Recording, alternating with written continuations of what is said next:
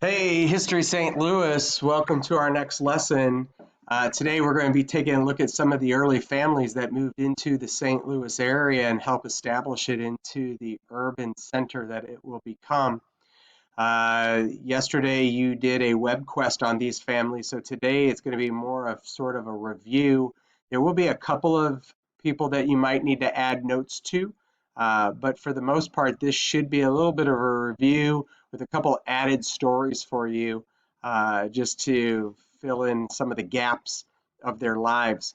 So you're going to want to have that worksheet, that web quest out, and you also want to have maybe like a notebook or a single sheet of paper to take some extra notes on as we go through this, and you'll just add a couple notes here and there or a couple added stories that you'll want to jot down for the test at the end of the unit.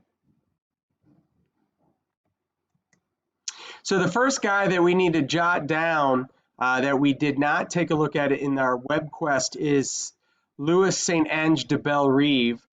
He was the first French military leader in St. Louis, and he will really help establish Laclede and Choteau's village and secure it for the French in order for them to survive. He plays a vital role in the early growth of the village and moves his command to St. Louis a year after Choteau and Laclede start St. Louis in 1765. So he's going to move his command here and really help get things going. Even when the Spanish take control of this area for a little bit, they keep Bellerive in his command because he's so good. And so because of his expertise and whatnot, there is a Bellerive Park in St. Louis, a Bellerive Boulevard. In Parkway, many of you may know the Bellerive Country Club, which is one of the nicest in the West County area. And then there's also a elementary school in Parkway on the north side, Bellerive Elementary, and then a St. Louis municipality named Bellerive as well. So that's a wrap up of Bellerive. So hopefully you have what's in red in your notes for addition. William Clark is hopefully going to be mostly review. His family dates back to the Revolutionary War in the United States. William Clark will later join the Army and meet his BFF, Meriwether Lewis, while in the Army. Famously, we know that in 1803, Jefferson is going to choose Lewis and Clark for the Corps of Discovery expedition into the Louisiana Territory. They leave St. Louis in 1804 and arrive back in St. Louis in 1806. William Clark is then going to decide to stay here for the remainder of his life. He will be given a couple major jobs: Superintendent of Indian Affairs, where he makes numerous treaties. Some he regretted on his deathbed as being very hurtful to the Native American populations and tribes that he had to deal with. He was also named General of the Militia for the Louisiana Territory. That was before Missouri became a state. When Missouri becomes a state, he runs for governor and loses to Alexander McNair. Some believe it was because he ran a half-hearted campaign. That was because his wife was dying, and so he was spending time with her as opposed to running for governor, and that is why some people believe that he lost. When he dies, he is buried actually in Bellefontaine Cemetery, but not at the gravesite that you see in that lower picture. That gravesite was created in 1904 when his son paid for his gravesite to look a lot more grandiose, because he knew that people were coming to the 1904 World's Fair and they would look up where he was buried and come visit him. And so his son wanted him to have a burial that was befit of his historic importance. And so he had that picture that you see at the bottom. He had this all constructed in 1904 for visitors from the 1904 World's Fair. And that bust looks out at where the Missouri and Mississippi meet, which is where he started his expedition westward. And so it sort of has him looking out to the river where they started their expedition. This is what William Clark's house looked like in old downtown St. Louis back in the day. Believe it or not, this was nice. Now, I think this was toward the end of its life. I am hoping and praying that it looked a little bit nicer when he lived there, but this was the old William Clark home in downtown St. Louis back in the day. Another family that has a lot to do with St. Louis that probably many of you had never heard of before is John O'Fallon. If you've ever heard of O'Fallon, Missouri and O'Fallon, Illinois, it is because of this guy right here. His family comes from Ireland, so obviously with the O, he is Irish. He is going to fight at Tippecanoe where he is wounded. And he is invited by his uncle, the guy that we just saw, William Clark, to live in St. Louis. And John O'Fallon takes him up on that issue to come out, or that invitation to come out and heal up in St. Louis. And it ends up being a good decision for the rest of his life because he ends up having a pretty successful life here in St. Louis. Initially, he's going to make his money in the whiskey business here in St. Louis, but eventually upgrades to becoming president of the Missouri Pacific Railroad and the Baltimore and Ohio Railroads. And so that is where he's going to make his massive fortune. And that allows him then to develop and invest in real estate for the rest of his life. And he becomes one of the major landowners, if not the major landowner, in what is today North City for St. Louis. He becomes the major property owner there. And we'll talk about all the property that he's owned, and you'll get an idea of just how much. Because he has such a large amount of real estate and money, he's able to spend the rest of his life giving it away. And so do me a favor and jot down the word philanthropist in your notes. A philanthropist is somebody who basically gives away their family fortune over the course of their life, and he will become a major philanthropist in the St. Louis area. Think of today like Bill Gates or Oprah Winfrey. In the St. Louis area, if you know the Taylor family who owns Enterprise Rent-A-Car, they are a major philanthropic family. And so philanthropists give away their fortune. And so some examples that you might want to have jotted down, either hopefully in your notes from the WebQuest or in the notes right now. He will give away land for St. Louis University and Washington University. That is not where they're located today, but when they first started closer to downtown, he gave the land for those two educational institutions to start. He will also donate land and money to help start what is now WashU Medical School, but it was known as Pope Medical College. He will give away some of his property in North St. Louis to form a park called Fairgrounds Park. It's called Fairgrounds Park because they would hold an annual agricultural fair, kind of like what we would call a state fair today.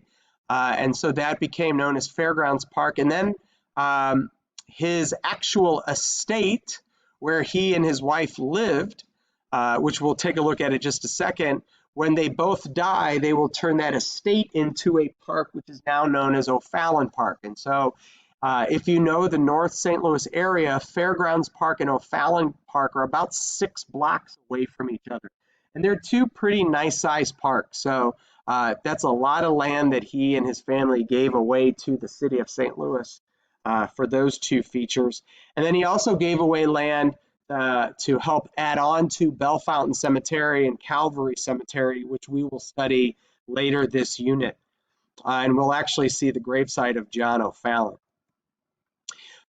O'Fallon, Missouri and O'Fallon, Illinois are named that way because they were 2 stops along his railroad route. And he decided to name those 2 stops after himself. And so one is in basically St. Charles, Missouri. That's the O'Fallon, Missouri. And then O'Fallon, Illinois is just on the other side of the river in Illinois. And so those were 2 of his main stops for his railroad. His family home was called Athlone, and you're going to want to add this to your notes if you don't already have it in there. As you can see here, he had a massive 4-story mansion. The style is super easy to pick out, and this is one of the first architectural lessons I'm going to give you. Whenever you see a building that has Greek columns, like you see here, and you see that it has a triangular front to give it the appearance like it's a Greek temple, then you have a style of architecture called Greek Revival. And if you're thinking to yourself, wow, that looks pretty familiar, there are numerous buildings in the United States and in the city of St. Louis and in the county of St. Louis that have this Greek Revival architecture. Greek columns, triangular front, it automatically becomes Greek Revival. So super easy to pick out. 50 rooms, that's how big this was. It was built in what was now O'Fallon Park. Unfortunately, they don't have any plaque as to where this house stood, but it was built on the highest hill. So if you find the highest hill in the O'Fallon Park area, that's probably a good shot of where this house was. Unfortunately, it caught fire after the O'Fallons had died, and they could not save the home, and so they had to destroy it after the fire. And so this home, unfortunately, no longer stands, and there was never any photographs of it. So there you go with the O'Fallons. Again, if you want to put next to his name Irish, and then another family that is going to be Irish is the Malamphy family. I had no idea about this family and how important they were until I started teaching this class. Hopefully you have a little bit of an understanding of how important they are just because of the research that you did on the WebQuest. The Malamphy start off with John Malamphy, who comes from Ireland in 1804, so another key Irish family for St. Louis. When he moves here, he gets involved in real estate and through a bookstore, but his real money comes from cotton. And he has one major cotton sale that will end up making his family fortune. Now, he's involved in cotton. Was he a slave owner? I'm going to have to research that. My guess would be yes, but I have not substantiated that at this time. But if I were to bet, I would bet yes, he was a slave owner. He does become the first millionaire in St. Louis history. We will study the first female millionaire, who also happens to be an African-American woman, later on in a couple units from now. And the story about how he makes his million comes from the War of 1812, where the United States is once again at war with Great Britain. One of those major battles is the Battle of New Orleans, where Andrew Jackson is taking on the British. Malamphy is shipping his cotton to New Orleans to be stored there until the war is over, when he can then ship his cotton to Europe and sell it. Jackson needs his giant cotton bales in order to help shield his soldiers from the British bullets. So he uses some of Malamphy's cotton. Malamphy finds out about this and goes down to New Orleans and tells Jackson to cut it out, because he's afraid his cotton's going to be destroyed before he can sell it. Jackson talks Malamphy into fighting with the army. During that battle, the United States wins, and Malamphy is able to sell his cotton to Europe after the war for 5 times its normal price, which ends up making Malamphy a huge fortune. And then the cotton that was destroyed, because he fought with Jackson, Jackson talked the American government into purchasing the cotton, that the government did that. And so he is able to take that fortune and parlay it into real estate and make even more money. And so he also spends his life as a philanthropist as well. He will buy a house in downtown St. Louis and donate it to the Sisters of Charity, which was a group of nuns, and they turned that into St. Louis's first hospital called St. Louis Malamphy Hospital. And I believe in your WebQuest notes, you have this hospital listed as the first hospital. Eventually, over the years, it will grow and grow in size. It does not stay in just the house. It actually becomes a large building as it grows.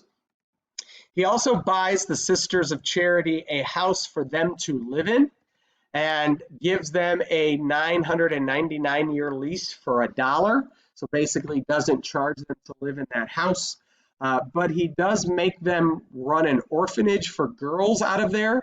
And I don't know if this is somewhat sexist of him, or if he was just trying to teach the poor girls a lesson, but he basically ordered the nuns that the girls must remain barefoot, that if they wanted to purchase shoes, they would have to work on their own to buy the shoes, and that was to remind them that not everything in life was going to be handed to them. And so they could earn their own money and purchase their own shoes, but he said that he wanted them to do that for themselves to teach them a life lesson.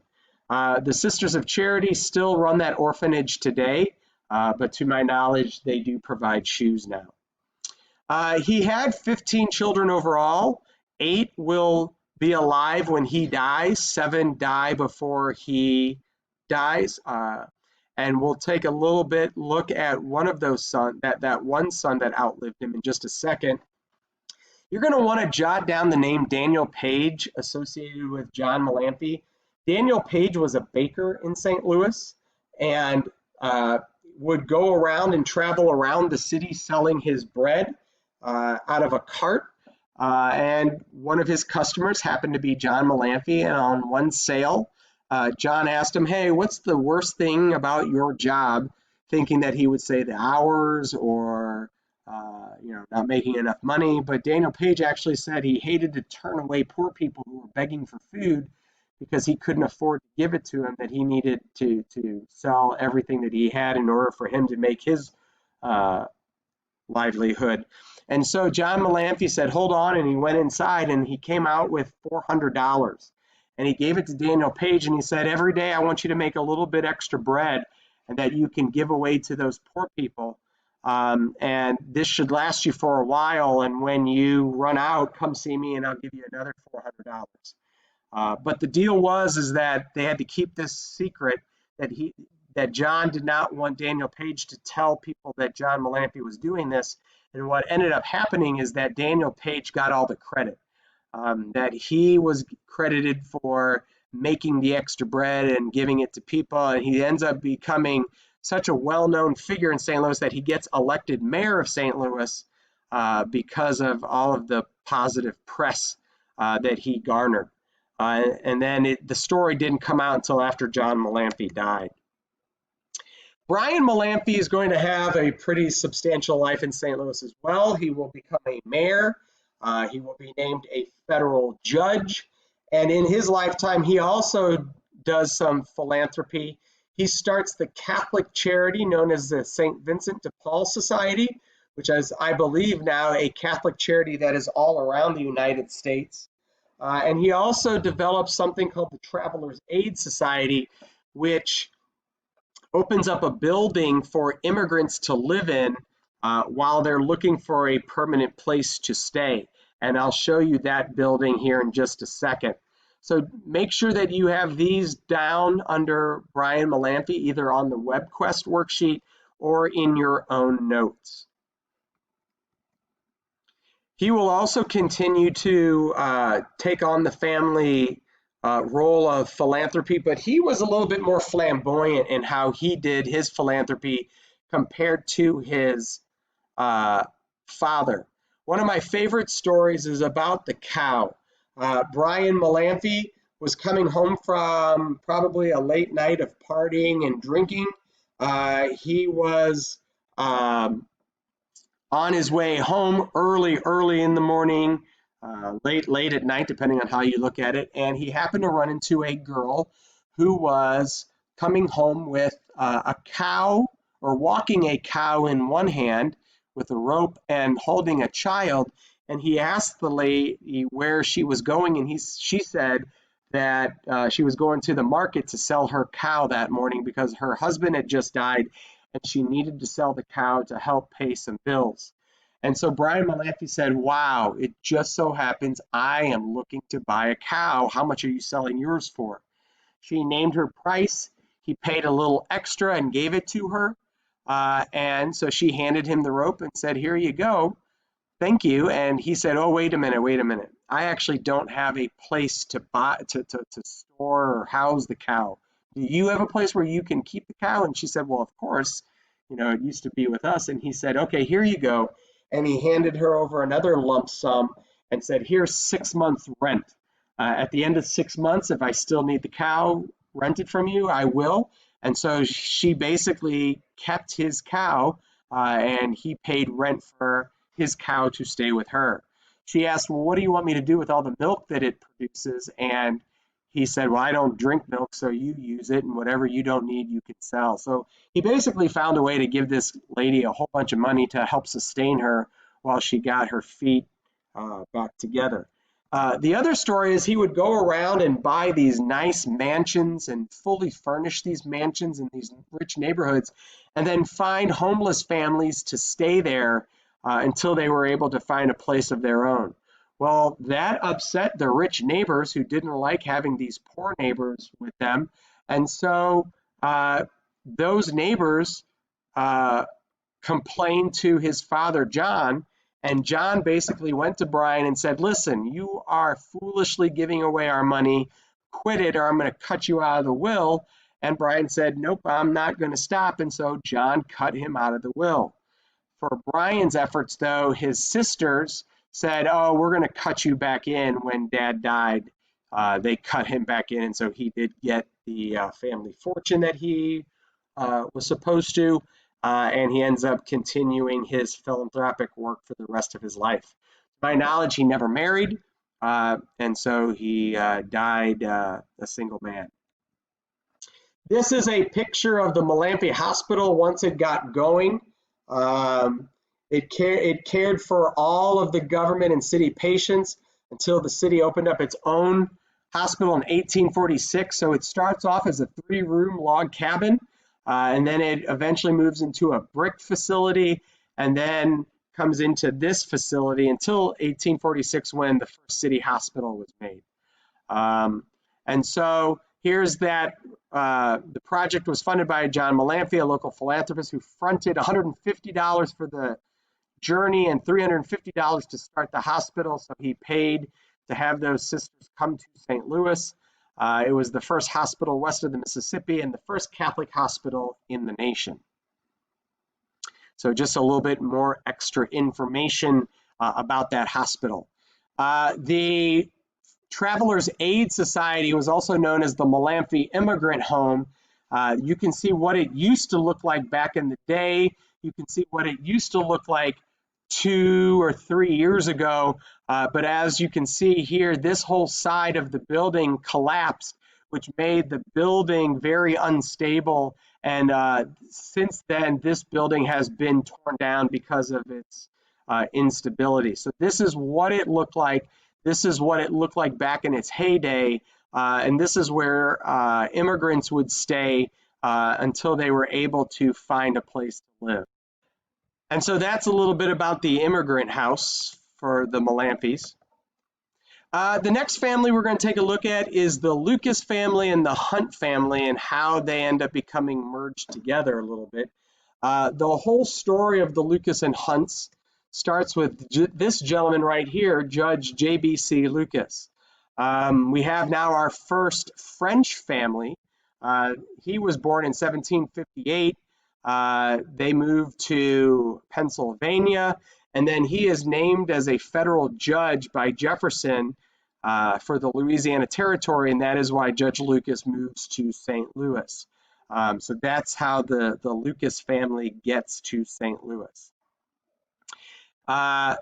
Judge Lucas only has 2 children that will outlive him. The son Charles is the guy that you see right here in the picture. You know from your web quest that Charles and Thomas Hart Benton will get into a legal argument that ends up being handled through a duel in which Charles is shot and killed by Thomas Hart Benton. And they actually had 2 duels. The first one, Charles was wounded but not killed. The second one, Thomas Hart Benton shot him and killed him for sure. Later on, Judge Lucas will run against his son's killer, Thomas Hart Benton, to be the first Missouri senator, and Thomas Hart Benton wins. So there's a double slap in the face for the Bentons on the Lucas family. And so the Lucas family, along with the Shoto family, will donate land for the old courthouse. And so half of the property that the old courthouse is on today was Shoto property, and half of it was Lucas property. And if that wasn't in your WebQuest notes, that's something that I think you're going to need to know for the test. The connecting factor between the Lucases and the Hunts is Ann Lucas. Ann Lucas is the daughter of Judge Lucas, and she will marry a gentleman by the name of Captain Theodore Hunt. Now, just to show you how well they are connected to St. Louis history, Theodore Hunt and his wife, Ann Lucas Hunt, will buy a house in Afton. They will then sell that house to Frederick Dent, and Frederick Dent will turn that whole property into a giant estate, and Frederick Dent will eventually give some of that land away to his son-in-law, Ulysses S. Grant, and that becomes Grant's farm. And so Ann Lucas Hunt and her first husband will be some of the early owners of what is today Grant's farm. Theodore is going to later die, and as custom, women tried to stay within the same family, sometimes a brother, but in this case, she's going to marry a cousin named Wilson Price Hunt, and so she doesn't have to change her monogrammed towels or anything. She stays within the Hunt family, and she will spend the rest of her life as a philanthropist as well. And all three of them, she and her two husbands, are buried in the same mausoleum. We will study that mausoleum later on as we go. This is her second husband, Wilson Price Hunt. They will marry in 1836. He has a number of political jobs in St. Louis, namely Postmaster General of St. Louis. So he's the guy who runs the post offices here in St. Louis. Judge Lucas will give them some land as a wedding gift, but not in Afton, but to the north, basically right near what is today the airport. And that land is now known today as Normandy, and it was named Normandy because that's where the Lucas family came from. They came from Normandy, France. You might remember Normandy in your US and world history classes as the place of, you guessed it, D-Day. And so Normandy is named after that area. It's basically right near the airport. And to honor the Lucas and Hunt families, the major street that runs through Normandy is named Lucas and Hunt Road. So you're going to want to jot that down, that in the city of Normandy, the main stretch of road that goes through that municipality is Lucas and Hunt Road. And if you travel down Highway 70, you will see signs for, it's actually Lucas-Hunt. It's supposed to be Lucas Hunt Road, but St. Louis, we just sort of substitute the dash with an and it's Lucas and Hunt Road. Manuel Lisa is nobody that you need to study. I just like studying him or showing him because he was one of the early fur traders here, but he did travel to Manchester, Missouri, basically right at the corner of Manchester and what is today's Sulphur Springs Road. There is a natural spring there, and people used to come from all over the area to soak in the natural springs there. That's how the street, if you know, Baxter travels down and crosses Manchester, and when it crosses Manchester, it turns into Sulphur Springs Road. That got its name because of the natural sulfur springs. So he had come out here at some point in time to soak in those springs. It obviously didn't help him because he died in the same year. But I just like to tell the story about how Manchester was also known for its medicinal springs. Being sulfur springs, I'm sure that they did not smell very good. Thomas Hart Benton, we've already studied. He is Missouri's first senator. He's also, as you remember from your web quest, the first senator to be reelected 5 times. He was an editor of a newspaper before he was a senator, and was elected and reelected 4 times to make it a 5-time career. John Barry Meacham we've studied. John Barry Meacham, our first African-American man that we're taking a look at, has a very cool and unique history here. He was well known, most known for purchasing a steamboat and turning that steamboat into a school in order to get around the Missouri law, which made it illegal to educate persons of color in the state. Because the steamboat was on the Mississippi River and technically not in the state, he was not breaking the law.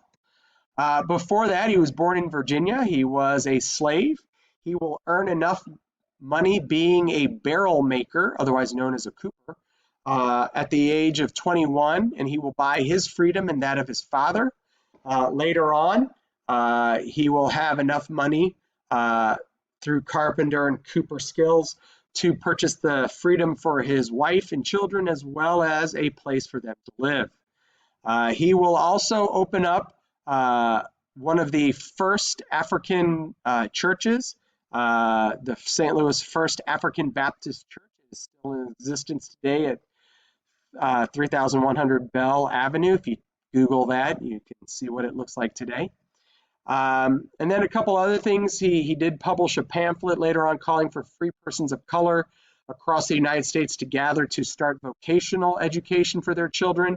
This is sort of what Booker T. Washington will kind of pick up on later on in American history. And so John Barry Meacham is sort of one of those founding fathers of that philosophy. Super well known in the area. His wife we're going to study in the Civil War unit because she is part of the Underground Railroad in St. Louis. William Carr Lane will be the first mayor of St. Louis, serving 6 one-year terms. So that's really all that you need to know about him. Under his mayorship, streets were widened and graded and eventually paved. He also helped start the first health commission, which has the power to stop health matters that were popping up. Eventually, he will become governor of New Mexico, but he is St. Louis's first mayor and will defeat Auguste Chouteau. And then finally, we have Edward Bates. The Bates family is very well known in St. Louis. His brother, Frederick Bates, will become the second governor of Missouri. Edward Bates is the first attorney general in Missouri when Missouri becomes a state in 1821. He will later become the attorney general for the United States under Abraham Lincoln when he loses to Abraham Lincoln in the Republican primary to be chosen as the Republican president or the presidential candidate. And he's part of the famous team of rivals that Abraham Lincoln sets up. And basically, he will also go on to, but before he becomes Attorney General, he also had some Missouri government experience as well. Bates obviously was an ardent Unionist, and his son was a Confederate, and that caused tension between his children and his family in some time. Basically, his Confederate son was not very welcome in the family after the Civil War. I'm just going to let you sort of peruse at your own this next section for those of you interested. For those of you who are not interested in taking a look at just what early housing looked like, you can go ahead and stop it here. Otherwise, I'm just going to quietly pause or continue with the next screens just to show you what some of the early housing styles look like. And you might recognize some of them here. You see the French colonial style with the well-known covered porch with the simple columns. I live in Claymont in the Parkway West area, and it's nothing but French colonial. So if you're going to stop here, thank you for listening. And for those of you who are going to just continue on to see what I have, here we go.